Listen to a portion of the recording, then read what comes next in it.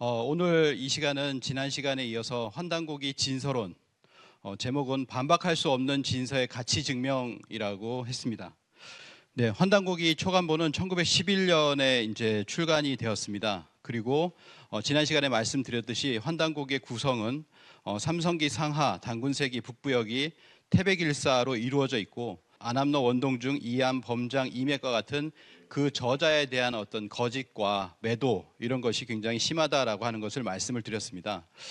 그래서 거꾸로 말씀을 드린다면 사실은 우리가 굉장한 어떤 축복으로서 이렇게 생각을 했어야 되는데 이 조선왕조실록에 금소로 지정된 안암로, 원동중에 삼성기가 들어있다. 그 삼성기가 환단고기에 들어있다라고 하는 것이 얼마나 우리에게 큰 선물인가라고 하는 것을 우리가 많은 분들에게 얘기를 해줘야 된다라고 생각합니다. 세조 성종 50년 동안에 3대에 걸쳐서 고유 사서들의 수거령이 내려졌는데 여기에 보면 우리가 알고 있는 이 환단고기 속에 고조선 비사 대변설, 또 대변설도 있고 조대기도 있습니다. 그리고 표훈천사, 삼성밀기도 있고요. 그리고 안암로, 원동중의 삼성기 이와 같은 그런 책들, 이런 책들이 전부 다 이렇게 수거를 당했는데 이러한 책들이 과연 어디에 있느냐, 이러한 책들을 숨긴 사람들은 차명에 처한다라고까지 이렇게 했었던 바로 그 책, 그 사서들이 어디에 있느냐. 이거를 신규식 선생 같은 경우에는, 독립운동가 신규식 선생은 한국혼이라는 저술을 통해서 슬프다, 단군사, 안암로, 원동중의 삼성기, 표훈천사 이런 책들이 이름만 남아있을 뿐 그 책은 얻어볼 수가 없었다라고 이렇게 한탄을 했었던 그 기억이 납니다. 그런 어떤 독립운동가들의 한탄 속에서 바로 이 환단고기가 이런 안암로, 원동중, 삼성기, 조대기와 같은 이런 내용들이 전부 다 들어있으니 얼마나 큰 축복이 아닌가 이렇게 생각이 듭니다. 그래서 세조, 예종, 성종의 50년의 수서령이 있고 나서 그리고 중종과 연산군 시절에 바로 일십당 이맥 선생이 수서령에 의해서 비밀리에 모아진 책들을 편집을 하게 되는데요. 이 이맥 선생에 대해서도 지난 시간에 말씀드린 것처럼 이맥 선생이 이걸 태백일사를 지은 적이 없다, 이런 식으로 이제 매도를 하는데, 실제로 이맥 선생이 괴산으로 이렇게 유배된 것, 그리고 이맥 선생이 찬수관 신분으로서 내각의 비서를 많이 구해 볼 수 있었다라고 하는 경진년 1520년 중종 15년까지 그 내각에서 어떠한 보직이라도 근무를 했었던 점, 여러 가지를 봤을 때 이맥 선생이 충분히 그러한 사서들을 볼 만한 위치에 있었다라고 생각을 합니다. 그리고 또 하나 이제 여러 가지가 있지만 태백일사에 보면은 이런 표현이 있습니다. 절상. 자, 절상이라고 하는 것은 뭐냐면 곰곰이 생각해 보건대 제가 생각하기엔 이렇습니다라고 하면서 이맥 선생이 자신의 의견을 피력할 때 쓰는 그런 어떤 한자이죠. 단어입니다. 태백일사의 저자 이맥 선생은 주자의 논어집주 지필구조를 그대로 따르고 있습니다. 그래서 텍스트를 절대시하는 유학자의 전통을 그대로 따르고 있는데요. 텍스트를 바꾸는 것을 절대 허용하지 않습니다. 그래서 원문은 그대로 두되 거기에 제 생각은 이렇습니다라고 했을 때 그때 당시 조선의 어떤 유학자들은 주로 절상이라는 단어를 써왔다. 근데 이 태백일사에는 이 절상이라고 하는 단어를 쓰면서 내 생각은 이렇습니다라고 하면서 이맥 선생의 이야기를 쓰는 구절이 있다라고 하는 것이죠. 그러니까 고려 시대에 쓴 그런 어떤 책과 그 사서와 조선 시대에 쓴 사서, 신라 시대에 쓴 사서, 모든 것이 어떤 한문의 구조 자체가 이렇게 다르다라고 하는 것을 우리가 알 수가 있습니다. 이런 걸 통해서도 태백일사는 태백일서다라고 하는 것을 이렇게 알 수가 있고요. 그래서 이맥 선생이 자신의 사견을 말해보겠다고 했을 때 밝히는 단어가 바로 절상이었다. 이런 걸 통해서도 우리가 태백일사를 이맥 선생이 지었다라고 하는 것을 알 수가 있습니다. 그들의 매도는 정당하지 않다라고 하는 것을 알 수가 있죠. 그리고 감수자, 편저자, 전수자가 있습니다. 감수자는 해학 이기 선생인데요. 지난 시간에 말씀드린 것처럼 해학 이기 선생의 유고집에 보면 해학 유고 증주진교 태백경이라고 해서 이 태백진훈, 행촌 이암 선생의 태백진훈 3대 저서인 태백진훈의 주를 단 것이 있습니다. 그래서 여기에 보면 효산자라고 해서 이것이 바로 해학 이기 선생을 이야기한다라고 하는 것이죠. 그래서 해학 이기 선생이 환단고기에 드러나고 있는 바로 그 행촌 이암 선생의 3종 사서에 줄을 달았다라고 하는 것은 환단고기에도 주석을 달았겠구나라고 하는 것을 알 수가 있고, 등사본 환단고기가 등장을 했습니다. 이 등사본 환단고기에 보면 이기주왈이라고 이렇게 되어 있는 부분이 굉장히 많이 이렇게 발견이 됩니다. 즉 이기 선생이 환단고기에 줄을 달았다, 환단고기에 줄을 달았다라고 하는 것을 확실한 어떤 근거도 마련이 되었습니다. 이기주라고 하죠. 그 다음에 더더욱 확실한 것은 심당전서가 있습니다. 심당 이고선 선생이 지었던 모든 책들을 모아놓은 그런 책인데요. 거기에 보면 환단곡이라고 해서 문헌에 분명히 이렇게 나오고 있습니다. 참고 문헌 422권 중에 환단곡이, 천부경, 태백, 신사, 유사, 진경 이런 것들이 있고요. 그 다음에 분명히 이 환단곡이라고 적혀 있는데, 이 환단곡이라고 적혀 있는 것은 1924년 환단세감이라고 하는 또 책이 있었기 때문에 24년 이전에 환단고기를 보았다, 초간본이 존재했다라고 하는 것을 확실하게 우리가 알 수가 있습니다. 또 참고문헌은 삼일신고, 북부여기 단군세기 등 환단고기의 그 5권 안에 있던 북부여기 단군세기 등이 문헌으로서 보여지고 있다라고 하는 것은 심당 이고선 선생이 이러한 책들을 각권으로도 가지고 있고, 그리고 환단고기를 소장하고 있었겠구나. 그러면 1924년 이전에 환단고기 초간본 30권 중에 한 권이든지 이것을 분명히 소장할 수 있었겠구나라고 하는 것을 알 수가 있습니다. 그들이 지금까지 주장을 했던 환단고기 초간본이 없다라고 하는 것도 말끔히 일소되지 않나 이렇게 생각을 합니다. 그래서 환단고기 저자들에 대한 어떤 저자, 감수자, 편저자, 그리고 전수자에 대한 어떤 공격에 대해서 지난 시간에 이렇게 말씀을 드렸는데요.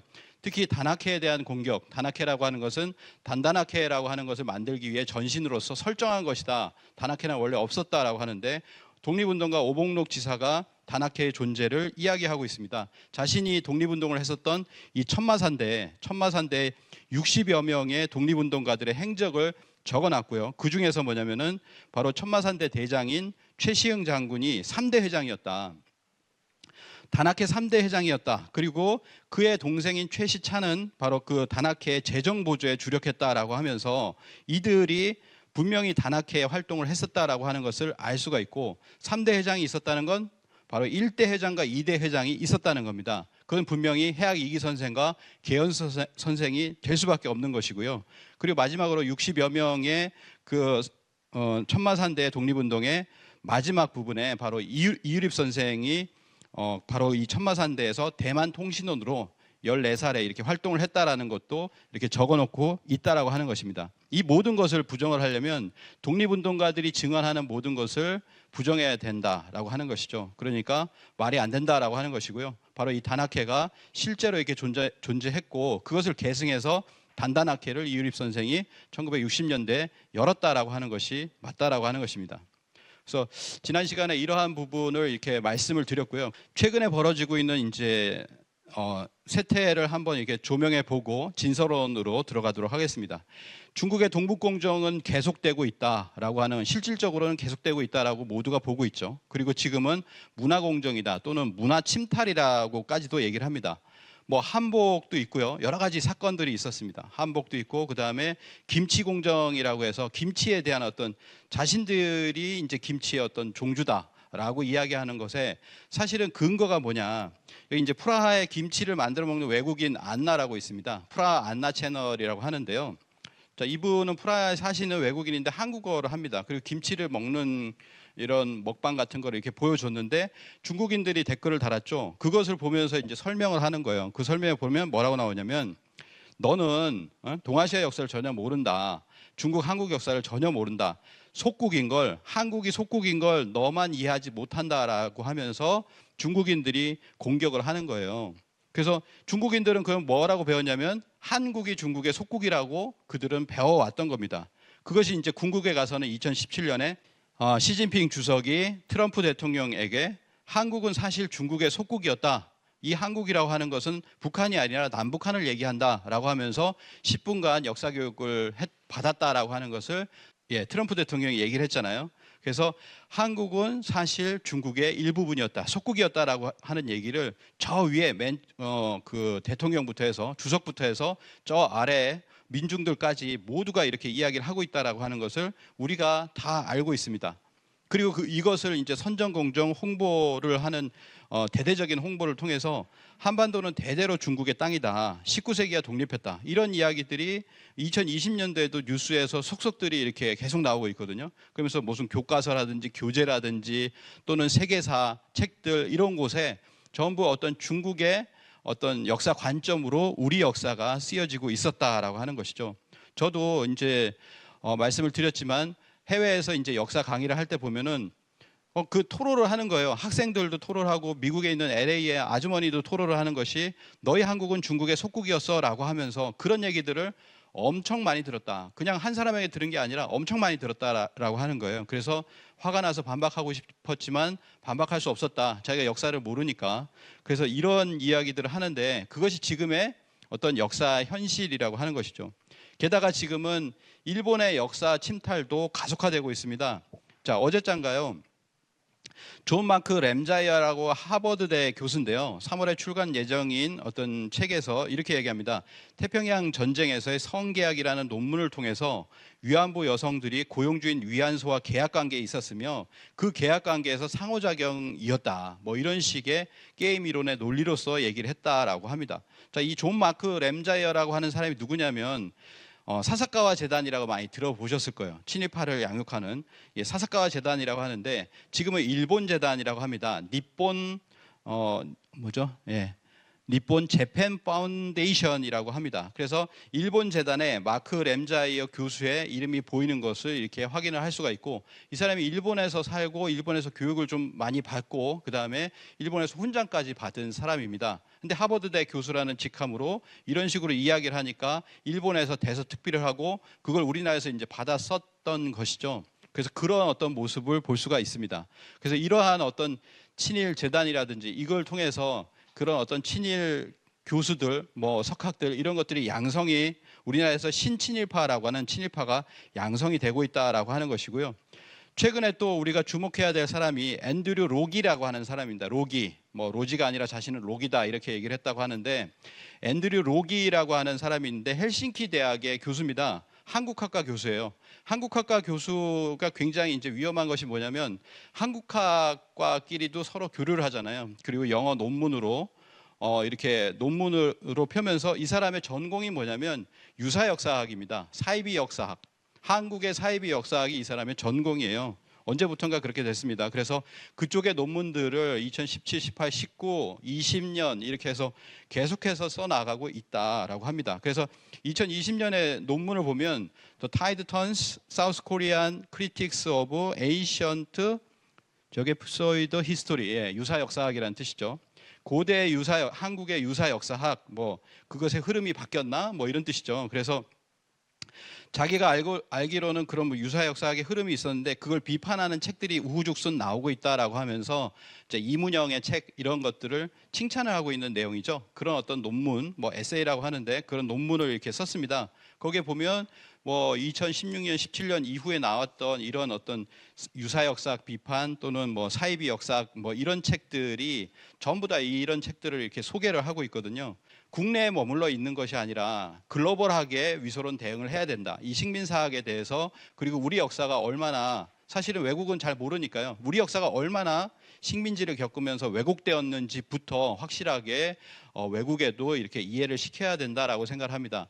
이제 그런 부분이 더 이렇게 글로벌 역사 전쟁으로서 올해 대두가 되고 있다라고 생각을 하고요. 가장 중요한 것은 뭐냐면 우리가 진서인 것들, 이 환단고기 뭐 역주본이라든지 환단고기 북콘서트에 보면 진서의 근거들이 너무나 많이 나왔습니다. 그게 너무나 방대하기 때문에 사실은 그것을 일목요연하게 정리를 하다 보면 그러면 수백 가지의 그런 어떤 사료 또는 가치 근거 또는 이 진서를 증명할 수 있는 근거들이 나오거든요.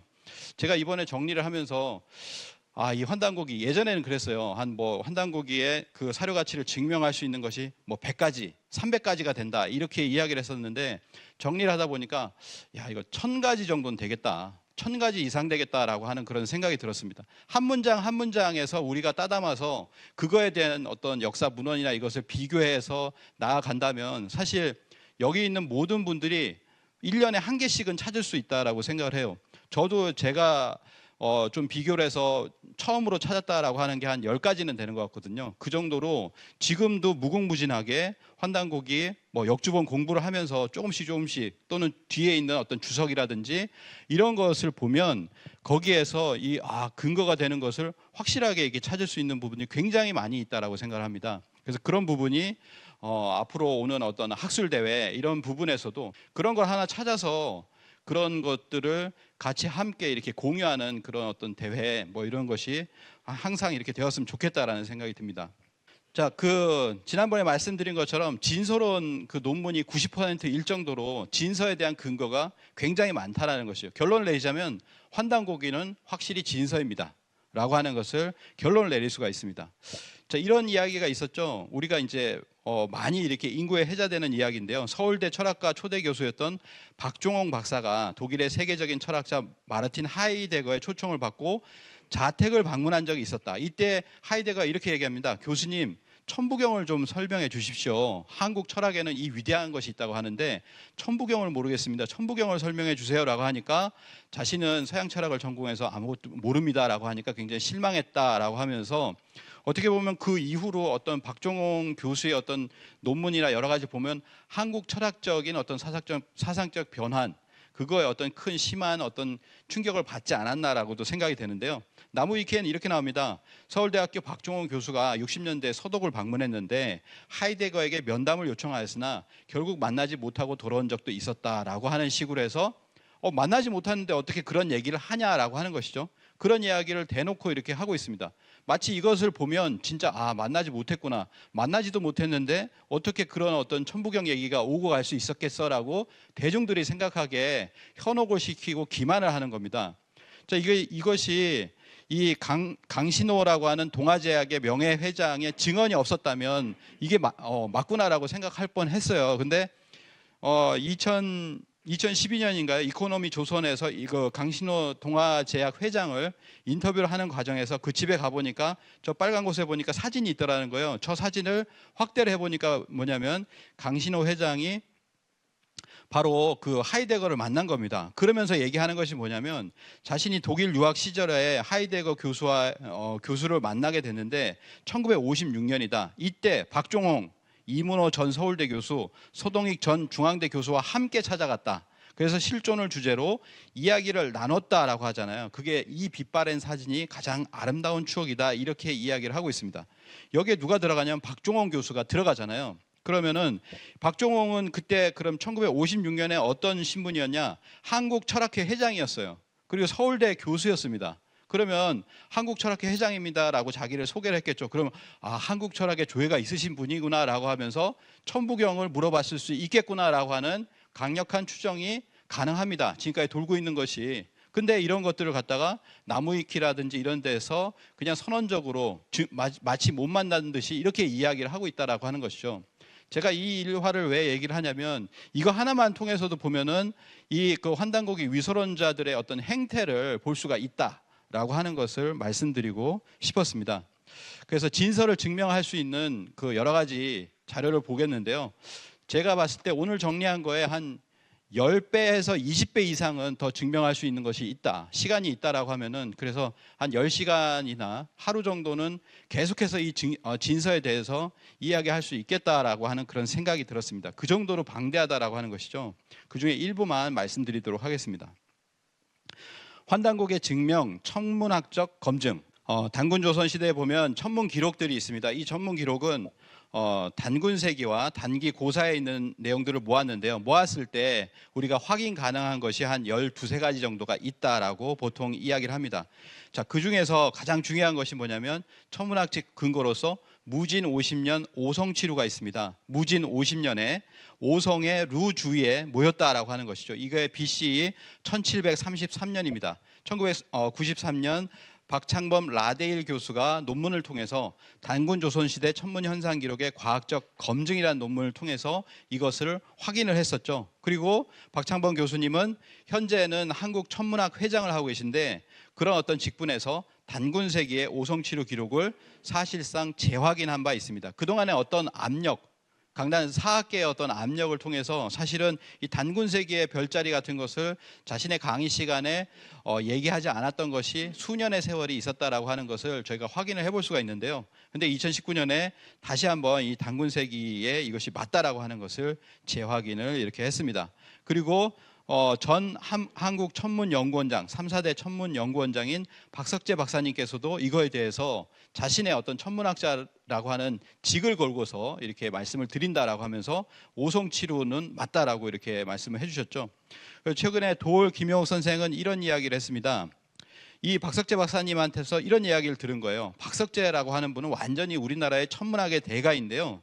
이런 이야기를 합니다. 환단고개에 있는 것을 대강 돌려서 보면, 이 대강이라고 하는 건 지금 모든 여기 있는 국민들이 그냥 무료 소프트웨어를 돌려보면 된다는 거죠. 예전에는 그렇지 않았습니다. 그렇지만 지금은 돌려서 보면 다 들어맞는다는 거예요. 그런데 전혀 근거 없는 얘기가 아니죠. 예, 아닌데 이런 것을 이야기하면 학계에서 미친놈이 된대요. 어떻게 우리나라가 그렇게 훌륭할 수가 있는가, 그게 말이 되느냐 하고 학계에서 매장이 된다고 하는 겁니다. 그렇게 우리에게 훌륭한 천문학이 있다는 것은 생 거짓말이다. 단군조선 때 천문학이 있었어? 뭐 감성이라는 천문대가 있어서 말이 안 된다. 이런 식으로 얘기한다는 거죠. 우리나라는 자기 비하를 해야만 대접을 받는 거예요. 자기 비하를 해야만 이런 빌어먹을 나라가 있나라고 도올 김용옥 선생은 이렇게 이야기를 하고 있습니다.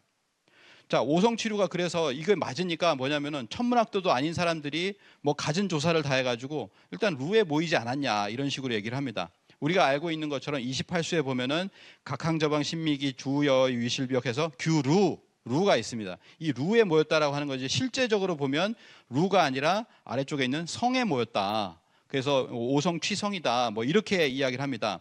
박석재 박사님도 이렇게 얘기를 하는데요. 루보다 성에 가까운 것은 가까운 곳에서 일어나 오성취성이 옳다는 사실이다. 이는 4,000년 전 28수가 현재와 다르다고 결론 내릴 수밖에 없다. 하지만 이미 오성취로도 너무 많이 알려져서 오성취성으로 바로 잡히지는 않을 것 같다. 과학사에서 이런 일은 비일비재하다. 중요한 사실은 오성 결집이 실제로 일어났다는 사실이다. 그리고 옛 기록이 옳다는 것이다. 이렇게 이야기를 하고 있습니다. 그럼 또 뭐 이런 얘기를 합니다. 식분율 10.26으로 억지로 고정시키는 건 뭐지? 식분율 10.26으로 고정만 안 해도 20년마다 일어나는 흔한 천체 현상인데요. 뭐 이런 식으로 이제 이야기를 합니다. 최근에 2020년 동지 때도 보면 그 천문 현상을 400년이나 800년 만에 일어나는 어떤 그런 현상으로서 얘기를 했는데, 그것도 보면 뭐라고 나왔냐면 20년마다도 일어난다. 근데 그게 각도의 어떤 차이거든요. 그래서 오행성 결집의 기준으로 설정한 10도는 주관적인 기준이라고 할 수 있지만, 박창범 교수는 육안으로 볼 수 있는 오행성 결집의 분리각을 10도 이내로 정했다라는 거죠. 이내로 하고 20도 뭐 이런 15도 이런 게 아니라요. 10도 이내로 하고 전후 500년을 시간 범위로 설정을 해서 두 번의 오성 결집이 있다는 것을 확인하고 기록과 실제 현상이 일치할 확률을 계산을 한 것이라는 겁니다. 그때 당시에는 초승달이 떠 있었고, 그리고 오성이 전부 다 일렬로 있는 기이한 현상이 며칠간 계속되었기 때문에 신기했을 것이다. 그렇기 때문에 이것을 기록했을 것이라고 하는 것이죠. 그래서 그것을 박창범 교수가 이렇게 이야기를 하고 있고, 박석재 박사님은 이렇게 이야기를 하고 있습니다. 이 현상은 보름 이상 계속됐기 때문에 아무리 장마철이었더라도 단군조선 천문학자들이 놓칠 리가 없다. 오차가 1년이 있기는 하지만 400년 전 일을 추정하는 입장에서 보면 오성치루로 봐야 된다. 중요한 사실은 오성 결집이 일어났다라는 것이다 라고 이야기를 하고 있습니다. 그래서 옛날 사람들이 오성 결집을 손으로 계산해서 환단곡에 삽입했다라는 주장도 있는데요. 그런 주장은 일고의 가치가 없다, 이렇게 이야기를 하고 있습니다. 오성치루에 대해서 말씀을 드렸고요. 그래서 박석재 박사님은 천문유초에 나오는, 조선시대 천문유초에 나오는 오성개합의 기록을 갖다가 확인을 했습니다. 자, 1월 천문유초에 보면 1월 오성 개합 제자라고 하는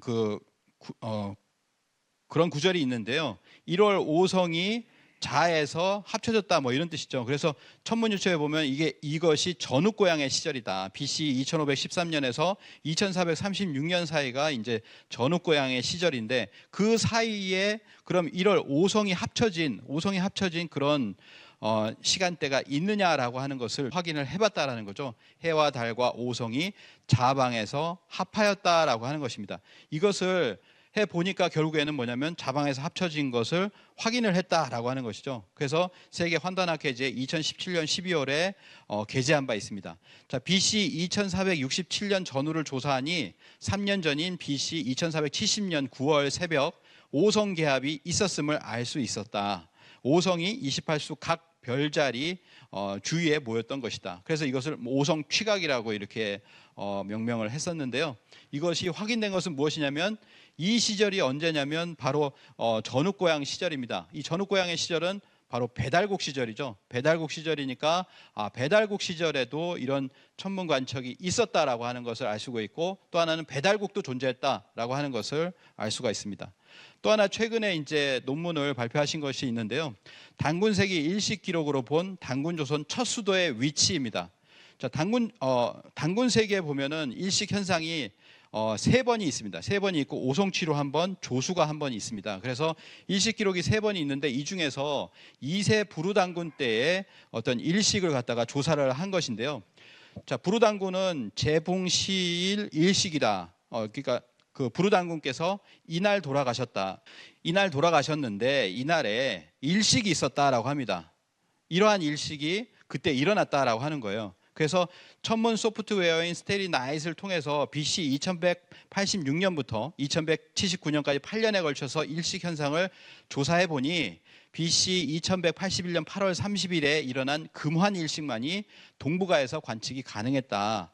그런데 그것의 최적 관측지가 장춘과 하얼빈이었다라고 하는 겁니다. 장춘, 하얼빈. 그래서 작년 세계 환단학회 추계 학술대회에서 뭐냐면은 이 환단고기에서 많이 송화강 아사달은 하얼빈에 있었고, 제2왕조 백악산 아사달은 장춘에 있었고, 그리고 제3왕조인 장단경 아사달은 개원에 있었다라는 이런 어떤 단군조선의 도읍지를 이야기를 하고 있습니다. 도읍지를 이야기하고 있죠. 지금 대부분의 주류 역사학계에서 주장하는 고조선 강역은 한반도의 북서쪽에서 위로 올라간 뭐 요양이라든지 여기에서 초기 중심지였고, 나중에 이제 고조선 후기에는 왕검성, 평양이 왕검성인데 거기 와서 망했다라고 해서 지금 중심지 이동소를 주장을 하고 있고요. 여기에서는 우리가 알고 있는 하얼빈이라든지 장춘이라든지 이런 거 전혀 고려하고 있지 않습니다. 이 지도를 보시면 아시겠지만 이것이 원래 그 고조선의 영역으로 하고 싶은, 우리 학계가 하고 싶은 지도예요. 오른쪽으로 보시면 동북아 역사재단의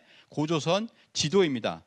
고조선 지도거든요. 이게 교과서에 들어가면 조금 더 커져 있잖아요. 그것은 너무 작게 하면은 이제 국민들의 어떤 저항을 받을까봐 좀 크게 한 것이지, 학계가 얘기하는 어떤 고조선은 이 정도입니다. 백두산도 들어가지가 않아요. 백두산은 단군조선 때 우리 민족의 영산이 아니라고 하는 것이죠. 그렇게 이야기를 하고 있습니다. 그런데 여기에 이제 하얼빈 장춘이 바로 일식의 최적 관측지다라고 하는 것입니다. 이때가 뭐냐면 부르단군 시절에는 제1왕조기 때문에 하얼빈이 수도였습니다. 하얼빈이 송화강 아사달로서 수도였잖아요. 그래서 여기가 최적 관측지라고 하는 것을 일식을 통해서 이렇게 알게 된 겁니다. 굉장한 어떤 발견이라고 이게 생각을 하고요. 그렇기 때문에 단군조선의 영역을, 이걸 통해서도 단군조선의 영역이 어디까지인가라고 하는 것도 알 수가 있고, 수도가 어딘가라고 하는 것도 알 수가 있었습니다. 자, 그리고 29세 단군 마효시의 조수 현상이 검증이 되었습니다. 썰물 기록 조작 가능성은 전혀 없다. 박창범 교수가 이렇게 얘기를 했는데요. 아까 말씀드린 것처럼 5번의 어떤 천문으로서 확인할 수 있는 어떤 기록들이 단군세기에 있었는데, 29세 마효 단군 때는 조수가 있었습니다. 남해 조수 퇴삼척이라고 합니다. 그래서 29세 단군 마휴 제위 34년에 보면 BC 935년인데요. 남해 조수가 석자 후퇴했다라고 하는 것을, 어떻게 보면 이걸 조작을 했다 그러면 굳이 조수를 넣어가지고 논란을 일으킬 필요가 없잖아요. 말이 안 되는 겁니다. 원래 있으니까 그대로 그냥 가져온 거죠. 그대로 그냥 쓴 겁니다. 그래서 이 단군세기의 이 기록은 천체운동과 직접적인 관련이 있는데요. 지구가 받은 조성력이라고 하는 것은 달과 태양의 중력에 의해서 지구 중심이 받는 힘과 지구 표면이 받는 힘의 차이에서 기인을 합니다. 그래서 박창범 교수는 이에 대해서 뭐라고 얘기하냐면, 이 해를 주위로 200년간의 해와 달의 위치로부터 지구에 미쳐지는 조성력을 계산한 결과 4년 후인 BC 931년 11월 22일 최대의 조성력이 지구에 미쳤었다. 우연히 이 정도의 일치를 보일 확률은 200분의 18, 즉 0.04이다. 이런 확률이 없다라는 거죠. 이거는 명확하다라는 겁니다. 실제 역사를 기록한 것일 가능성이 아주 매우 높다라고 이렇게 이야기를 하고 있습니다. 우리가 지금까지 보셨던 것처럼 2세 부르당군의 일식, 13세 흘달당군의 오성치루, 29세 마유당군의 조수 전부 다 이걸 가지고 모든 걸 검증을 했습니다. 그리고 두 가지가 더 있었죠. 32세 추밀당군 때의 일식과 47세 고열가 당군 때의 일식이 있었는데 추밀당군 때의 일식은 4년 차, 그리고 고열가 당군 때의 일식은 같은 해에 이루어졌습니다.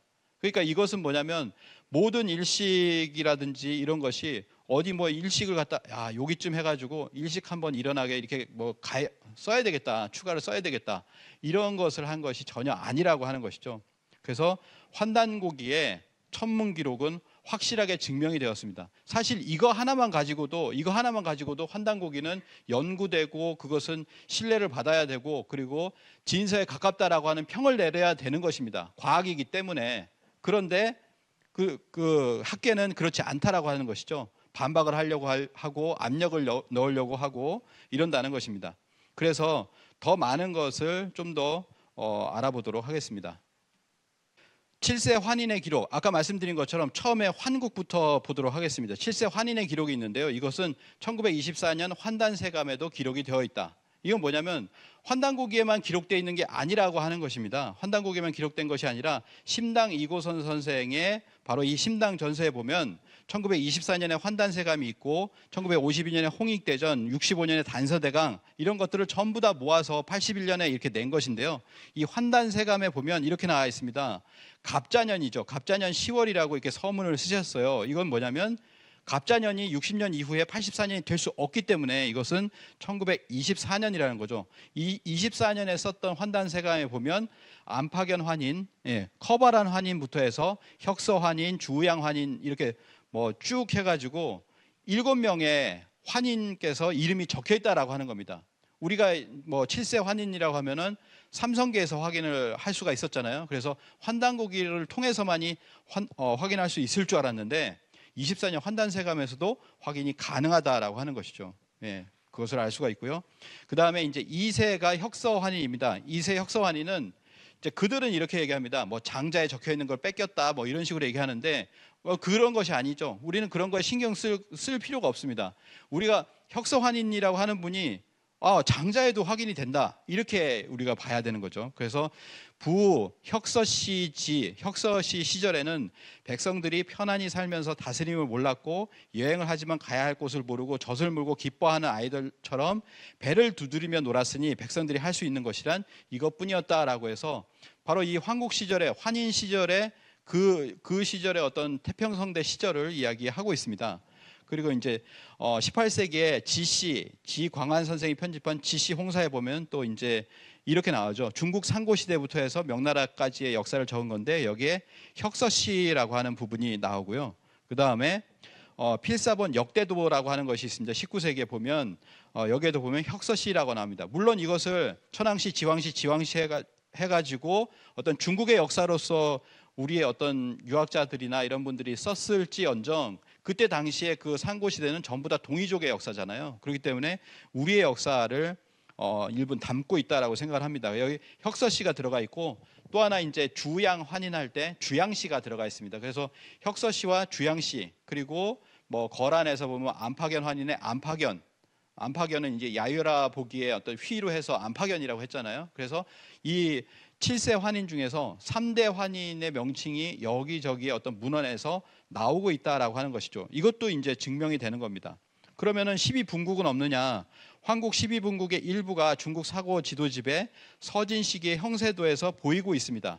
12분국인데요. 그 중에서 비리국, 그리고 양운국, 구막한국, 일군국, 선비국 등이 선명하게 드러나 있다라고 하는 것이죠. 이게 이제 서진 시기라고 하면은 뭐 이제 뭐 고조선 시대라고 볼 수가 있는데 이때까지 이 나라들의 명칭이 남아 있더라라고 하는 것입니다. 그래서 이것을 뒤에서도 한번 확인해 볼 수가 있습니다. 또 하나 이제 위소론자들이 주장하는 게 뭐냐면 파네류국이다라고 했을 때 이 파네류라고 하는 것이 뭐냐, 이걸 이렇게 얘기합니다.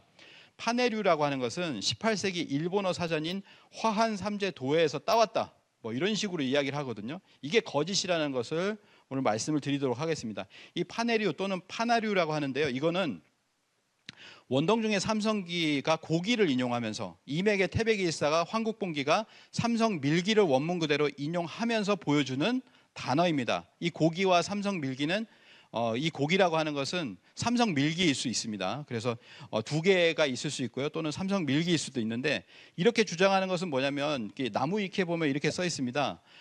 파내류산, 파내류국 뭐 이렇게 얘기하는 것은 해동 역사 풍속지를 인용했다. 화한 삼재 도해의 하나류를 인용했다. 뭐 이런 식으로 얘기해요. 그러면서 뭐라고 써 있냐면 창작 이래 이제 환단고기를 창작했다는 거죠. 창작 이래 지금까지 환단고기 전체 해석에서 가장 웃기는 부분이다. 왜냐하면 일본어 사전을 갖다 뺏겼다라는 식으로 얘기하니까요. 화한 삼재 도해라고 하는 것은 명나라 백과사전인 삼재도의 일본 관련 내용을 보충하여 일본에서 펴낸 책인데 이 책에 조선어를 갖다가 어떻게 읽느냐, 한국어를 어떻게 읽느냐라고 하는 것을 일본식으로 음독한 내용을 갖다가 집어넣은 거다. 이런 식으로 얘기를 하는 겁니다.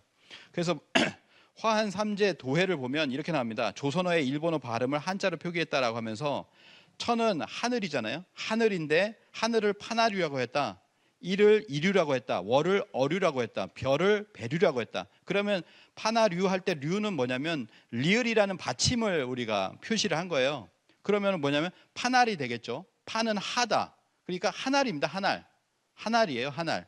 하날이라고 하는 것을 일본어 발음을 이렇게 표기했다라고 하는 것이죠. 그런데 잘 보시면 우리 환단고기에 나오는 책의 한자가 틀립니다. 환단고기에 나오는 파나류는 저 한자를 쓰고요. 그리고 이 화한 삼재도해라고 하는 책이나 이 책에 쓰는 걸 보면은 이에네자를 쓴다라고 하는 거죠. 이게 다릅니다. 이게 확실히 다르다라는 것을 우리가 이제 얘기할 수 있습니다. 자, 파나류라고 하는 것은 삼성기 하에 보면 고기에 파나류국 산하에 유 환인시지 국이 있다. 뭐 이렇게 하면서 이렇게 나오고요. 태백일사 황국봉기에 보면 삼성 밀기운 파나류산 아래 똑같이 이제 그 문장이 이렇게 나옵니다. 지가 들어간 것만 틀리죠. 근데 이제 해동 역사라든지 화한 삼재도해는 언제적 책이냐면 18세기, 19세기 책이에요. 여기에 보면 이에네자로 바뀌어져 있다라는 거죠. 이에네자로. 이게 왜 틀리냐? 파내류산에서 파내류는 우리말 하나의 발음을 한자로 음차 표기하는 것인데 이것을 해동 역사나 화한 삼재도에서는 파내류라고 이에네자를 쓰고 있으나 원동중의 삼성기 하와 태백일사 황국봉기에서는 파내류는 이 네자를 쓰고 있다. 만일 베끼려 한다면 같은 한자를 당연히 썼겠죠. 같은 한자를 썼을 겁니다. 그러면 왜 이걸 썼느냐라고 하면 이 나나 네로 이렇게 읽히는 이 자는 뭐냐면 오히려 이두 향찰에서 자주 보이는 표현입니다.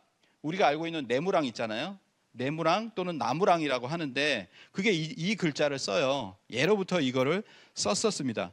게다가 삼성기 하는 고기를 이용했고 삼성 밀기는 바로 이제 삼성 밀기라고 해서 그건 뭐냐면 삼성기 하는 고려 시대잖아요. 태백일사는 조선 시대잖아요. 옛 기록을 이용했다라는 건 그 이전 거의 기록을 인용했기 때문에 그게 고려 조선의 어떤 언어가 아니라는 거예요. 그래서 실제로 해동 역사 고려 방언에 보면 하늘을 이때는 하나로 표기를 합니다. 하나로 표기를 하고 있어 이 나자의 표기가 더 예전 표기임을 밝히고 있다. 이로 보아서 원래 나자가 고려 시대에는 나라고 발음을 하다가 후일 네자로 발음이 되면서 그것이 같은 이의 네자로 바뀐 것이라고 추정되는 것이 맞다라고 하는 것이죠. 그래서 현대 일본에서는 이 이의 네자는 일반적으로 노라고 발음을 합니다. 그래서 다이나이라고 읽어서 지금 읽으면요 파네류는 하노루, 하다이루, 하나이루라고 해서 부적절한 어떤 표현이 된다라고 하는 것이죠. 그래서 내는 나라고만 읽히고 주로 명사에 쓰이는데 대표적인 용례가 나라다. 나라라는 말이 뭐냐면 우리말입니다. 우리말. 그래서 홍윤기 교수님도 상생방송에서 요시다 토우고 박사가 1900년에 밝힌 문헌에서 나라 지명이 한국 사람들이 지은 이름이라고 본다. 뭐 다른 학자들도 그래요. 그렇게 보고 있습니다. 그래서 나라라고 할 때 우리가 나라 지방이 있잖아요. 그 나자가 뭐냐면 이 나자입니다. 예로부터 썼던 우리가 파내류 할 때 우리가 삼성 밀기 또는 고기를 인용해서 썼던 환단고기에 쓰는 그 나자라고 하는 것이죠. 그래서 이것이 더 오래된 것이다. 그래서 조선 상고사의 단재 신채호 선생은 이렇게 얘기합니다. 천국을 환국이라고 한 것이다. 이렇게 이야기를 하거든요. 천국이에요. 한알국, 파내류국, 한알국입니다. 한알국을 천국을 환국이라고 한 것은 광명에서 그 뜻을 취한 것이다. 이렇게 이야기를 하고 있습니다. 그래서 결론은 뭐냐면 파나류는 원동중의 삼성기의 고기, 이맥의 태백일사 환국본기가 삼성밀기를 원문 그대로 인용을 했음을 보여주고 있다라고 하는 것을 알 수가 있고, 더 오래된 표기가 그 이의 내자가 아니라 그 나자라고 하는 것을 알 수가 있습니다. 이걸 통해서도 뭐냐면 환단고기는 그 원문 그대로 이제 적어 놓은 것이구나라고 하는 것을 알 수가 있습니다. 자, 그래서 파내류국에 대해서 알아봤고요. 삼국유사의 삼위태백에 대해서도 이 삼위태백을 해석을 제대로 하면은 환국의 영역이 보인다는 거죠. 이제 삼국유사에 보면 하시 삼위태백 하시니 가히 홍익인간이라고 해서 삼위와 태백이 있습니다. 이걸 삼위산과 태백산이잖아요. 많은 학자들도 그렇게 합니다. 강단에 있는 사학자도 그렇게 얘기하면서도 그 얘기를 안 하는 거예요. 그래서 삼위산은 실제로 있는 감숙성에 있는 산이다. 그래서 이지리는 이렇게 얘기했습니다. 고대 삼위산은 오늘 중국의 서쪽 맨 끝에 있는 산이라는 것이 확실하다라고 이야기를 하고 있고요. 조선왕조 실록에 보면 주석이 있는데요. 거기도 보면 삼위태백이라고 하는 것은 삼위산과 태백산이다. 삼위산은 중국 감숙성 돈황현 남쪽에 있으며 태백산은 장백산이라고도 한다. 이렇게 나와 있습니다. 결국 삼위태백이라고 했을 때 삼위는 뭐냐면 중국 감숙성 돈황현 남쪽에 있는 삼위산이다 라고 하는 것이죠. 그렇게 주로 이해가 된다라고 하는 겁니다. 그래서 삼위태백은 양자의 별개의 산으로 해석하는 경우가 대부분이고, 이 경우 삼위는 중국 고전의 지명으로 파악하기도 한다. 네이버 지식백과 한국 콘텐츠 진흥원에서 이렇게 이야기를 하고 있죠. 결국에 뭐냐면 삼위산과 태백산이라는 거예요. 그러면 어떻게 되냐면 환인천재께서 아래를 내려다 보시니 삼위산과 태백산을 내려다 보십니다. 양가를 다 내려다 볼 수 있는 것은 뭐냐면 환인의 나라의 어떤 영역 범위, 환인의 어떤 시야, 이런 것을 얘기할 수 있거든요. 그러니까 야, 환국이 그렇게 넓냐라고 했을 때 삼국유사도 그렇게 얘기했다. 환단고기만 그렇게 얘기한 것이 아니라 바로 삼국유사도 자세히 제대로 보면 그것은 삼위와 태백으로 어디로 갈 것인가를, 어디로 보낼 것인가, 환웅을, 그걸 얘기하고 있기 때문에 그런 어떤 광대한 영역을 이야기를 한 것이라고 하는 것이죠. 그래서 삼국유사의 삼위태백의 주된 해석을 통해서 본 지역으로도 보면 환인 환웅의 활동 개척 무대는 환단고기와 맥이 그대로 닿아 있다라고 하는 것을 우리가 알 수가 있습니다. 자, 그리고 이제 백두산 서쪽에 제천 유적이 발견이 됐는데요. 통화 만발발자 유적이라고 합니다. 예. 그래서 삼위산과 태백산인데 태백산으로 이렇게 오잖아요. 태백산을 백두산이라고 하는데, 그러면 백두산에서 그럼 천재를 지냈느냐? 백두산을 개척을 하고 천재를 지냈다라고 하는, 천재를 지냈느냐라고 했을 때 그 정경희 교수님이 이렇게 논문을 썼습니다. 1990년대 중국 측은 10여 년에 걸쳐 요동 지역에 특히 백두산 서편 통화 지역을 중심으로 맥족의 옛 제단군을 조사 발굴했는데, 처음에는 요하문명론, 잠백산 문화론에 따라 옛 제단의 존재를 크게 부각시키다가 1999년 통화 만발발자 제단 발굴을 마지막으로 돌연 옛 제단 유적을 은폐했다. 관련 연구를 모두 폐기하는 방향으로 선회하게 되었다라고 합니다. 그런데 뭐냐면 이 통화의 만발발자 옛 제단의 시기는 우하량보다 500년 전도 앞서 있다라는 거예요. 그래서 BC 지금으로부터 6,000년 전이나 5,500년경으로 추정될 수가 있는데, 거기에도 3층 원단이 생겼다, 또 방대가 있었다라고 합니다. 천원지방이 여기에 먼저 있었다라고 하는 거예요. 그래서 환웅천왕이 태백산 꼭대기에 신단수로 내려온 이것이 뭐냐면은 신화가 아니다. 이거는 역사적 사실이다. 환단고기와 삼국유사에 적혀 있는 이러한 이야기는 전부 역사적 사실이라고 하는 것이 유물유적으로 증명이 됩니다. 강단사학에서는 뭐냐면 그냥 선언적으로 말만 해버려요. 환단고기를 증명할 수 있는 유물유적이 없다, 이런 식으로 얘기하거든요. 엄청나게 많습니다. 홍산문화를 얘기 안 해도 엄청나게 많거든요.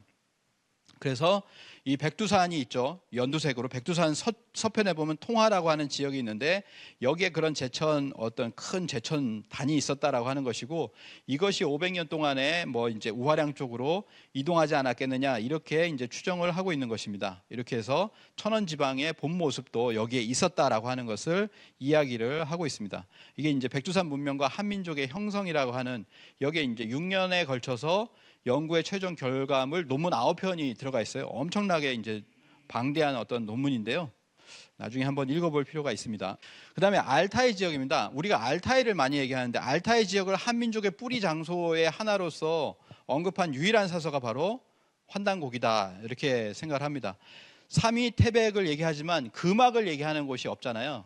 금악입니다. 알타이산은 금산, 금악산, 골드 마운틴이라고 하는데요. 러시아의 유가이 교수는 이렇게 얘기합니다. 한국의 고대 문명은 중국의 황하 문명과 분명히 다른 북방 문명과 알타이 문명에 뿌리를 두고 있다라고 이렇게 이야기를 하고 있습니다.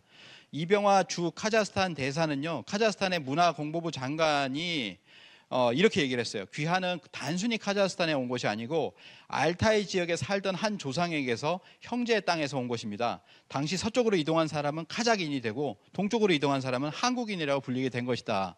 뭐 이런 이야기를 들었는데 진짜 그런가 이렇게 생각을 하겠죠. 여기 알타이 공화국이 있습니다. 카자흐스탄의 우편에 보면 알타이 산맥이 있고 알타이 공화국이 있죠. 그래서 여기를 전후로 해서 서쪽으로 카자흐인이 가고 그리고 이제 동쪽으로는 한민족이 갔다라고 하는데 이거에 대한 문헌이 있느냐라고 했을 때 뭐냐면은 삼국유사에는 삼위 태백만을 이야기하고 있습니다. 그런데 태백일사, 환단고기 태백일사 신시본기에 보면 조대기를 인용하여서 이렇게 나옵니다. 서자부의 대인 환웅이 천계에서 내려와 지상의 광명세상을 열고자 하였다. 이에 안파견 환인께서 금악산, 삼위산, 태백산을 두루 살피더니 우리가 알고 있는 삼위 태백에 뭐냐면은 금악산이 더 있어요. 조대계에는 이렇게 나와 있다는 겁니다. 금악산을 살펴봤다, 알타이산을 살펴봤다라고 하는 거죠. 그래서 태백은 가히 인간을 널리 이롭게 할 만한 곳이로다 해서 환웅천왕을 보냅니다. 그리고 우리가 알고 있는 삼위산에는 반고를 보내고요. 그러면은 이런 생각이 듭니다. 금악산으로도 누굴 보내지 않았겠느냐라고 하는 것이죠. 거기를 이로운 곳으로 살펴봤으니까 누군가는 보냈을 것이라고 생각을 합니다. 그래서 결국에는 뭐냐면 한민족의 어떤 반개 민족들이 알타이산에 살지 않았겠느냐라고 하는 것이죠. 자, 그것을 또 이제 상징적으로 표현한 유물이 BC 2세기에 금동 출토 장식, 요령성 평강지구 출토 장식이라고 생각하는데요.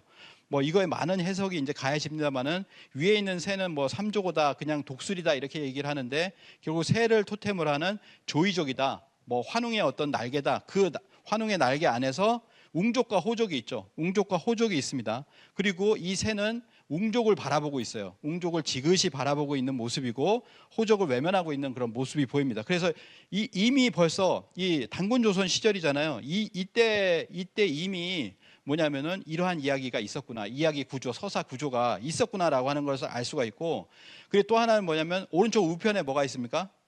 우편에 늑대라고 합니다. 늑대나 이리가 있다라고 하는 거죠. 이 늑대 토템이 뭐냐면 북방 유목민족이거든요. 그래서 이러한 어떤 중앙아시아에 활동하고 있는 무대로 하고 있는 활무대로 하고 있는 그런 어떤 유목민족을 상징하는 것이 늑대 일인데 그것이 웅족 뒤편에 이렇게 있습니다. 그건 뭐냐면 웅족 계열이라는 거죠. 웅족의 어떤 후원을 받고자 하는 그쪽에 바로 이제 있다라고 하는 겁니다. 뭐 이렇게 보통 이제 해석을 합니다. 그래서 우리 민족의 활 무대가 저 북방 유목민족까지 관련이 있구나라고 하는 것을 이 어떤 상징을 통해서도 알 수가 있지 않겠느냐라고 하는 것입니다.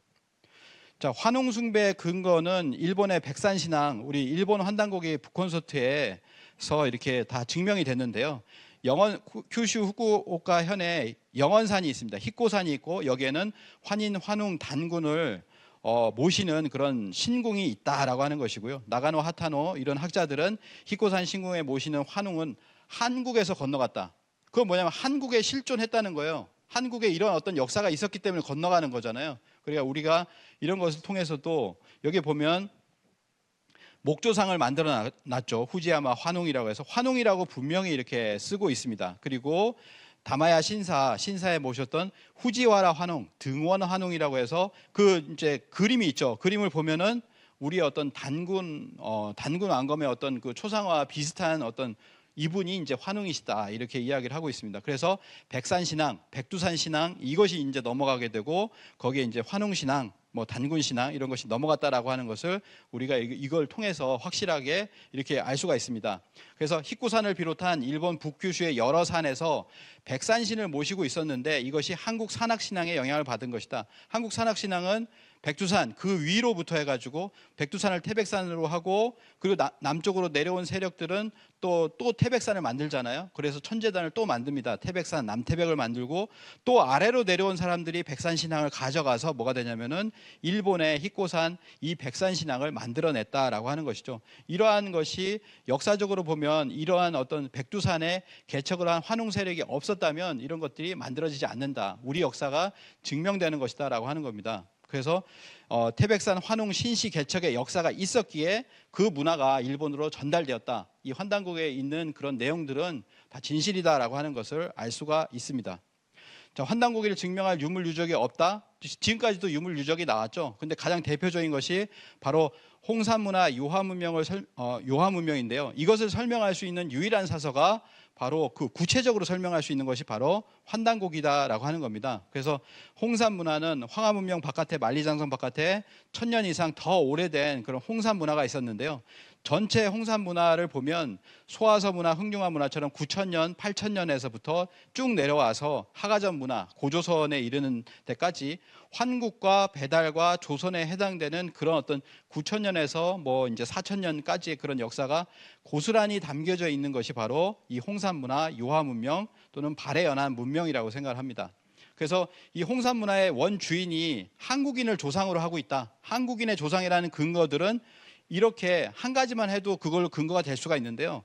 적석청, 피라밋, 고인돌, 옥기거리, 고곡, 빗살무늬 토기, 복골, 암각화, 천재단, 원통형 토기, 옥종, 삼조기, 용복문화, 상투형, 옥고, 편발개수, 채도문화, 옥누에, 온돌, 여신과 곰토템 뭐 이렇게 많은 것들이 많은 유물들이 한국인의 조상을 근거로 하고 있다는 것이 밝혀졌음에도 불구하고 지금도 그것은 너무 오래됐고 뭐 공백이 있다 뭐 이런 식으로 막 이렇게 퉁치고 있다라고 하는 거죠.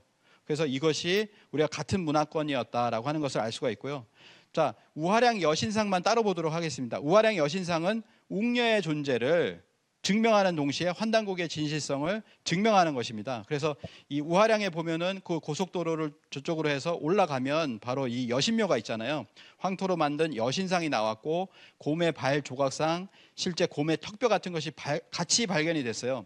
그러니까 우리가 이제 이 유화 문명을 갖다가 뭐라고 하냐면은 뭐 황제 헌원이 거기서 나왔다. 황제 헌원이 유흥시기 때문에 뭐 이렇게 그들은 주장을 하지만 웅녀에 대해서는 여성에 대해서는 얘기할 게 없습니다. 그들의 문헌에 그 뭐냐면 우리만이 얘기할 수 있다는 거죠. 그래서 웅시 여왕, 뭐 황웅 여신은 곰족이었던 웅녀의 존재를 증명하는 동시에 환단곡의 진실성을 증명하는 중요한 단서다. 이강식 교수가 이렇게 또 이야기를 하고 있고 실제로 그렇죠.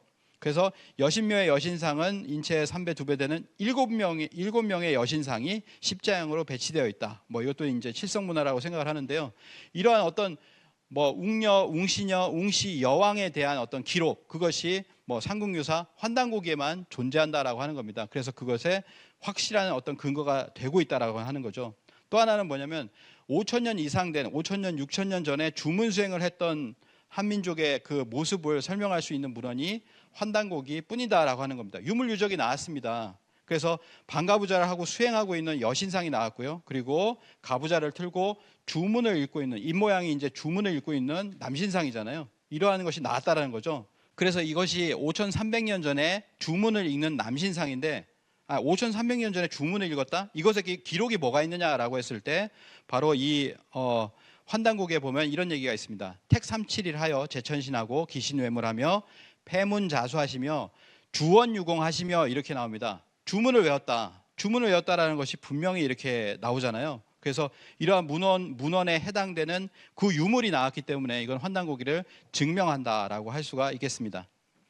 그리고 우리가 알고 있는 것처럼 뭐 많은 학자들이나 조선의 학자들도 그랬어요. 2000년 이상, 1000년 이상 되는 것을 한 명이 다스릴 리가 없다라는 추정은 이렇게 많이 합니다. 근데 그것이 47명이라고 하는 것을 환단고기는 보여주고 있습니다. 그래서 환단고기 규원사와 단기, 고사, 대동사강, 전고대방, 김해김씨 문헌보, 그리고 심당 전서에까지 전부 다 47대 단군, 심당전선은 그 초대 단군 왕건 앞쪽에 두 분을 더 넣어서 49대 단군을 이야기하고 있다라는 거죠. 이렇게 많은 문헌이 있음에도 불구하고 환단고기를 부정하고 있다라고 하는 겁니다.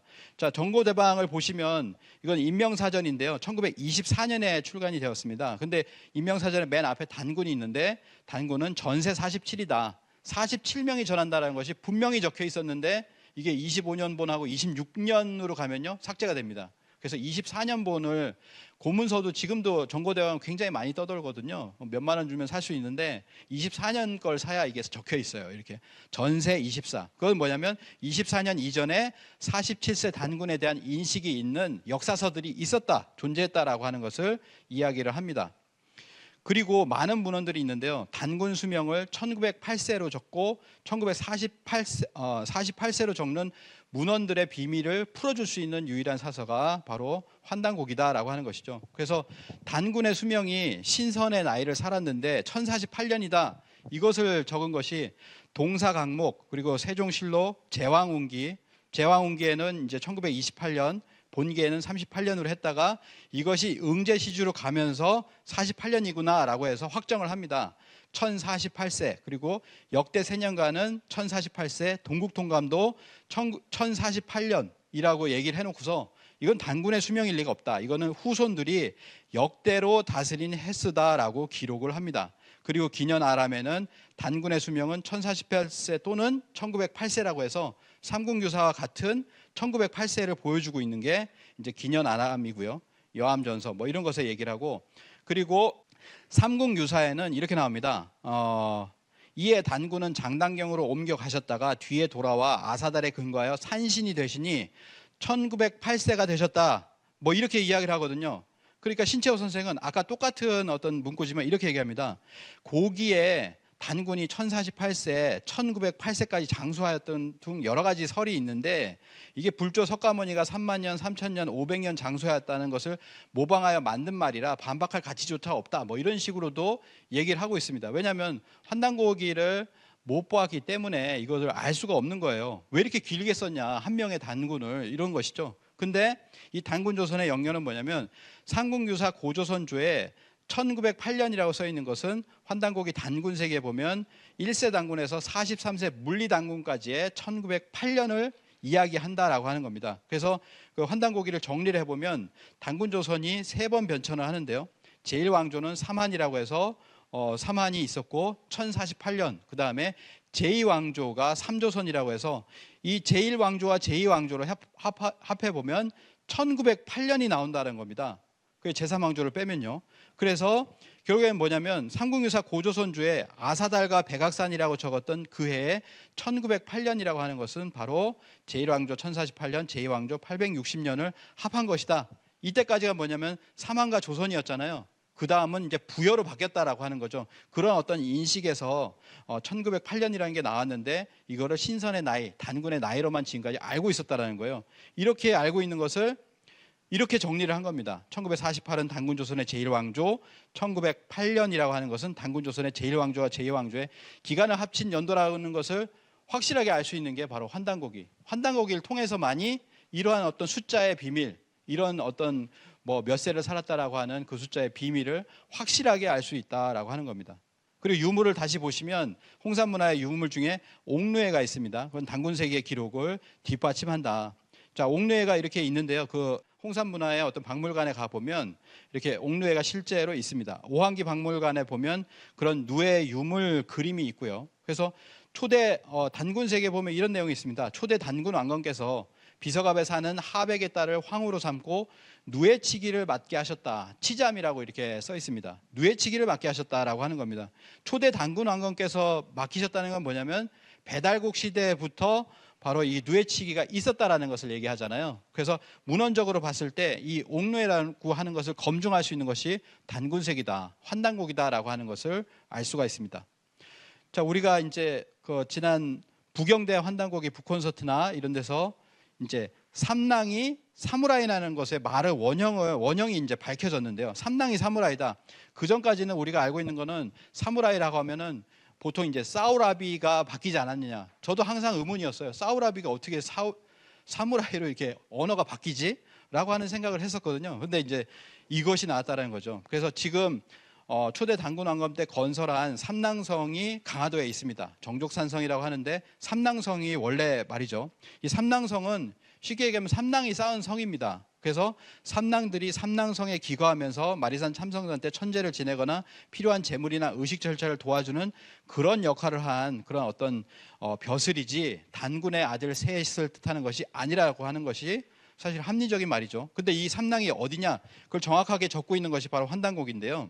삼낭은 본래 배달의 신하이며 삼신을 수호하는 관직을 세습하였다. 이렇게 나옵니다. 그리고 삼낭은 위 삼시랑이니 삼낭은 원래 삼시랑인데 삼신 시종이 지랑이다.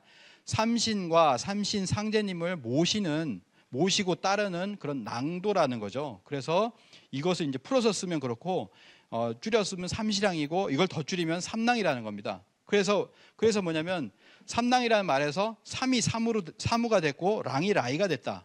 라이나 라으가 됐다라는 거예요. 그래서 일본어 사무라이는 삼낭에서 왔다라고 하는 겁니다. 근데 이게 놀라운 게 뭐냐면은 삼낭을 삼시랑이라고 하잖아요.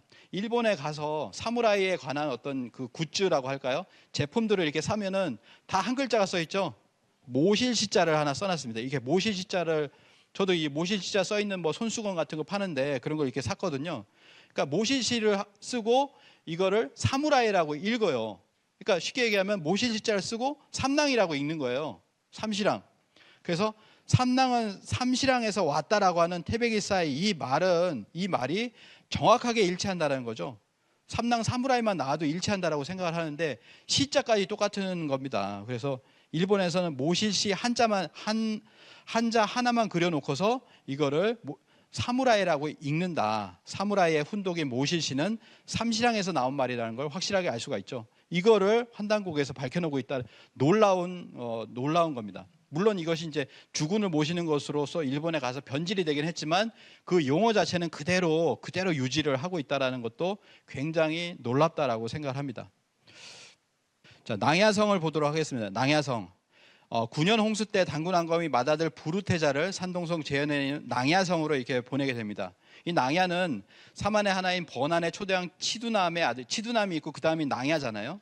2대가 낭야인데 단군 왕검께서 치우천왕의 직손 치두남을 번안왕으로 삼았는데 그 아들 낭야가 원래 가한성이던 것을 개축해서 나중에 이제 낭야성이다. 낭야가 개축했으니까 낭야성, 삼낭이 지었으니까 삼낭성 뭐 이런 거라고 보면 되겠죠. 그래서 지금 중국 현지에서도 낭야성이라고 부른다. 이 낭야라는 지명이 어디서 왔는지를 알 수 있는 것은 환단곡이 사만관경몽기밖에 없다. 거기 보면 치두남의 아들 낭야가 즉위했는데 가한성을 개축했는데 번안왕 낭야가 쌓았으므로 낭야성이라고 이름한다라고 이렇게 나옵니다. 그래서 그것이 BC 2251년에 이 가한성을 개축했다라고 하는 것이 나오고 있는데요. 그래서 이러한 부분에서 보면은 지금도 여기를 낭야라고 해요. 낭야성이라고 하고 산동성 재성현에 보면은 낭야대라고 있습니다. 그리고 낭야를 지금 검색해 보시면 구글에서 검색해 보시면 바로 이 지역에 지금 현지에서도 낭야라고 하고 있다는 것을 확인할 수가 있습니다. 그 지명이 그대로 남아 있다는 거죠. 그들은 유래를 모르지만 우리는 그 유래를 알고 있다. 환단곡을 통해서 알고 있다라고 하는 겁니다. 그리고 이제 중국이 역전시켜 놓고 반대로 해놓은 것들, 부르테자와 도산회의의 그 원래 진실이 무엇이냐 그걸 전하고 있다라고 하는 것이죠. 중국의 9년 대홍수를 해결한 것이 바로 단군이 보낸 단군 왕검의 아들 부르테자인데요. 이 오행치수법을 전수한 곳이 바로 단군 조선의 역사 명령을 받던 지역이 바로 전수 장소가 바로 도산이라는 거예요. 근데 여기에 대해서 중국 문헌에 뭐라고 나오냐면 5월 춘추에는 우가 사무치게 기도하자 꿈에서, 이 꿈이라고 나와요. 꿈에 창수사자가 나와서 계시를 전해 주어서 치수에 성공한 것으로 기록을 해서 누구인지 모르게끔 이렇게 해놨다는 거죠. 그래서 이렇게 사공우가 금간 옥첩을 받아간 것과 관련한 기록이 5월 춘추 역대 신선 통감, 응제시주, 세종실록, 동국여지 승남, 동사강목, 묵자 등에서 확인이 되는데 이 모든 것이 이렇게 됩니다. 비교를 해보시면요. 5월 춘추에는 꿈에서 나타난 방식이 꿈이고요. 현이 창수자자가 나타나서 금간 옥자를 전해줍니다. 송미자세가에는 신하시 하는데요. 하늘이 전해줬다는 거예요. 하늘이. 서경에서도 하늘이.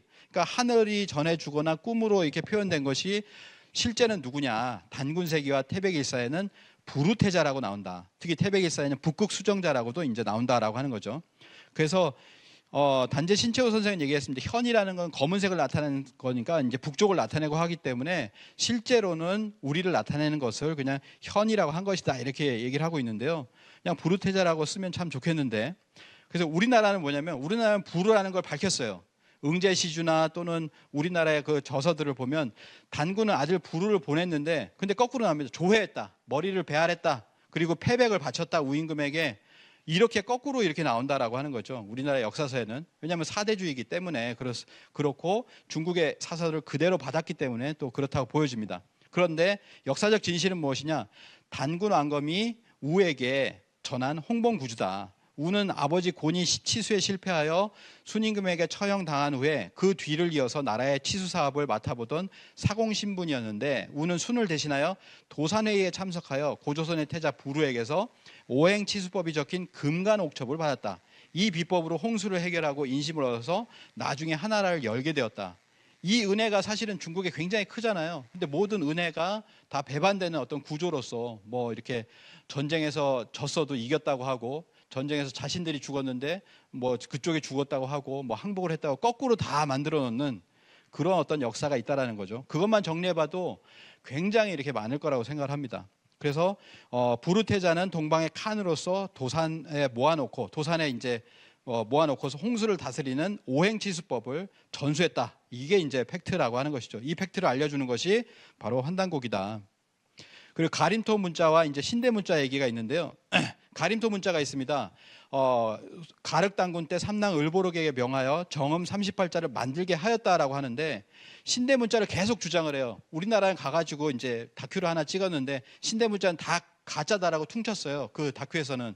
그렇지만 일본은 주장하는 것이 뭐냐면 8세기에 분명히 이세신궁에, 여기 보시면 중앙에 있는 이런 어떤 AD 708년에 신대 문자가 있다. 어떡할래? 우리가 더 빠르다. 우리가 아버지고 그리고 훈민정음이 모체 그 아들이다. 뭐 이런 식으로 주장을 한다는 거예요. 근데 뭐냐면은 이 훈민정음을 베낀 것이 아니다라고 하는 것을 우리가 알 수가 있습니다. 뭐냐면 아래쪽에 보시면요, 훈민정음에 나와 있지 않은 글자들이 나와요. 오직 그 가림토에만 나오는 이 유자 있잖아요. 이렇게 위로 뚫려 있는, 그 다음에 집처럼 돼 있는, 그 다음에 공자가 있습니다.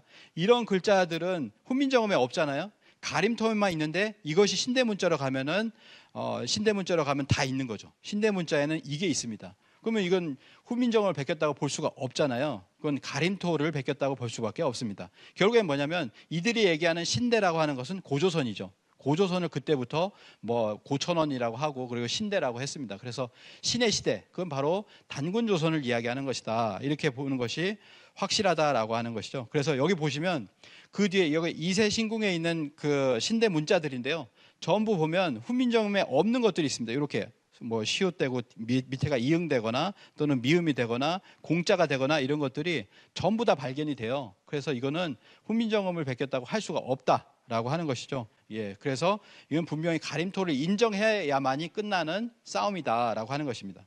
또 하나는 뭐냐면 가림토는 가림토와 가림다라고 표현을 했어요. 그래서 단군세계에 보면 가림토라고 했고 태백일사에 보면 가림다라고 했습니다. 그거 뭐냐면 지은 저자가 틀리니까, 그리고 문헌이 틀리기 때문에 그렇게 쓴 겁니다. 만약에 이유립 선생이 지으려고 했다면 둘 다 가림토로 하든지 가림다로 하든지 대중적으로 많이 있는 걸 그냥 썼겠죠. 그런데 다르게 표현했다라고 하는 것이죠.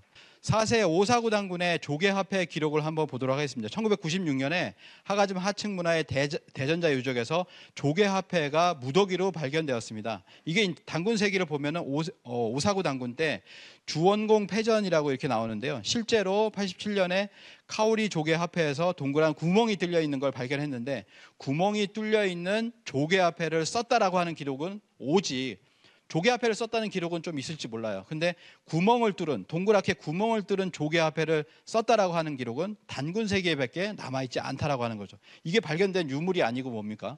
그 수많은 유물들이 있다라고 하는 거죠. 제가 지금 말씀드린 건 뭐냐면 초대 단군 왕건부터 쫙 밟고 있는 거예요. 그러니까 뭐냐면 2대, 3대 그 기록들이 전부 다 검증될 수 있다. 환단고기는 하나라도 검증이 안 되면 뭐 오류다 이런 식으로 얘기하는데 그건 말이 안 되는 거지만 환단고기는 거의 모든 것이 하나하나 검증해 보려고 하면 다 검증이 된다라고 하는 것이죠. 그걸 봤을 때 우리는 뭐냐면 이 환단고기 내용을 여기 모든 분들이 조금 더 하나하나 요거는 아직 발굴을 못했는데 내가 한번 조사해 봐야 되겠다라고 하면 그거의 근거 자료가 분명히 나올 겁니다. 자, 평양 단군릉의 실체, 평양 단군릉의 실체는 5세 구울 단군의 묘인데요. 1993년 평양 강동현에 이렇게 단군릉을 크게 확대를 했어요. 거대하게 재건을 해서 성역화를 하게 됩니다. 그러면 그냥 했느냐? 원래 있었다는 거죠, 거기에. 그래서 조선왕조 실록에 여러 번 누차에 걸쳐서 나오는데 마지막 고종실록에 보면 이런 얘기가 나옵니다. 확실한 증거가 참으로 명백하다라는 하는 거죠. 송양 서쪽에 단군총이 있는데 송양은 곧 오늘의 강동현입니다. 라고 허목 선생의 단군세기에도 있고 그 고을의 읍지에도 있고 관서 문옥록에도 명백히 실려 있으니 확실한 증거가 참으로 명백한 것입니다. 그런데 지금 뭐냐면은 기자릉은 기자릉이라고 하고 동명왕릉은 릉이라고 하는데 단군은 아직 묘라고 합니다. 단군 릉으로 숭봉하는 것이 앞서야 하지 않겠습니까? 그러니까 조선의 거의 마지막 왕인 고종 때까지, 고종이 황제가 됐죠. 고종 황제 때까지도 뭐냐면은 단군은 묘예요. 릉이 아니에요. 그때까지 그렇게 천대시했다라고 하는 거죠. 굉장히 안타까운 현실인데요. 그래서 1930년대 동아일보를 보면은 34년까지인가요? 단군묘를 개축을 합니다. 그래서 이제 성금도 이렇게 모으고 하는데요. 평안남도 강동의 아사달 밑에 뭐가 있냐면은 단군묘가 있다. 예로부터 단군묘가 있었다라고 합니다. 사진도 보여주죠. 그 사진도 보여주고 그 똑같은 것이 바로 확대된 게 이 단군묘입니다. 단군릉이라고 이렇게 되어 있죠. 그래서 단군세기에 보면 이 기록이 나오는데 바로 5세 구울 단군이 남쪽으로 순수하여 풍류강을 건너 송양에 이르러 병을 얻어 곧 붕어하시니 대박산에 묻히셨다라고 하는 내용이 나옵니다. 그래서 북한은 그것을 초대 단군 왕검으로 이렇게 모시는지 모르지만 그냥 단군으로 이제 대표적으로 단군으로 얘기를 하는 거죠. 그렇지만 그분은 초대 단군 왕검이 아니라 5세 구울 단군이라고 하는 것을 단군세기를 통해서 알 수가 있다는 거죠. 이것은 단기고사나 또는 신단 실기를 통해서도 알 수가 있습니다. 그 신단 실기에도 보면 뭐라고 나왔냐면 1세 단군 왕검의 능이 아니라 후대 단군의 능이다라고 해서 후대라고만 얘기를 하고 있는데 단군세기는 그것이 5대 단군의 능이다라고 이렇게 이야기를 하고 있습니다. 계속 주구장창 얘기하는 거예요. 2017년에도 보면은 고고학적 견지로 봤을 때 왕검성은 평양이나 대동강 유적이 될 수가 없다. 폐기돼야 마땅하다 얘기를 했죠. 폐기돼야 됩니다. 위만조선이 마지막에 그 멸망당할 때까지 여기 없었다라는 얘기를 합니다. 그리고 2017년에 또 그걸 고집을 하죠. 발견되지 않고 구조물에서 고구려 이전의 유구는 없으며 고구려 토기 기와보다 빠른 그 어떤 유물도 발견되지 않았습니다. 2019년에도 뭐냐면 평양성 하층에 왕검성이 될 만한 가능성은 없다. 다시 힘주어 말합니다. 페북글에다 적어요. 평양성은 왕검성이 아닙니다. 라고 얘기를 하죠. 17년, 18년, 19년, 2020년 최근 한두 달 전에 이렇게 이야기를 합니다. 자, 목양성을 보십시오. 목양성이 어디냐면 여기 있어요. 목양성이 있는데 이런 흔적을 선연하게 남기는 지역이 이런 유물들, 기와 이런 유물들이 남기는 지역이 서북한 지역입니까? 이런 기와들이 서북한 지역에 있습니까? 없잖아요. 이렇게 얘기를 하는 거예요. 그러니까 한반도 대동강 유역에 평양에 이런 데 없잖아요. 없습니다. 이렇게 얘기를 하는 거예요. 그 이전 시기에 후기 고조선은 요동 지역을 빼놓고 설명할 수가 없습니다라고 이렇게 이야기합니다. 고조선의 말기까지 그들이 얘기하는 어떤 위만조선, 위만 정권이죠. 그것은 요동 지역을 빼놓고 설명할 수 없다라고 하니까 거기서 망했다는 거예요. 그 뒤에 낭낭이 된 거는 이제 학계에서 알아서 하고 나는 고고학적 유물을 봤을 때는 계속해서 이게 맞다라는 주장을 여러 유물을 되풀이해가면서 계속 주장을 하고 있는데 학계는 안 바뀌잖아요. 이렇게 안 바뀝니다. 자기네들 사이에서도 이렇게 이게 맞다라고 하는 것이 완전히 빼박으로 여러 가지 유물들로 계속해서 주장을 하는데도 나오지 않고 있다라고 하는 것이죠. 그걸 바뀌지 않는다라고 하는 겁니다. 근데 우리가 민족사학에서 제야사학에서 얘기한다고 바뀌겠어요? 예, 바뀌지는 않습니다. 근데 이런 내용들이 이제 가득하다라고 하는 것이죠. 그것을 이제 말씀을 드리고요. 환단고기가 옳다, 환단고기가 진서다라고 하는 것에 그 근거라고 하는 것은 정말 더 조사를 해보면 1000가지가 넘을 것이라고 생각하는데 그중에 너무 극소의 일부를 가져왔지만 이 한 가지만으로도 환단고기는 연구될 가치가 충분하다라는 것을 말씀을 드리고 오늘 마치도록 하겠습니다.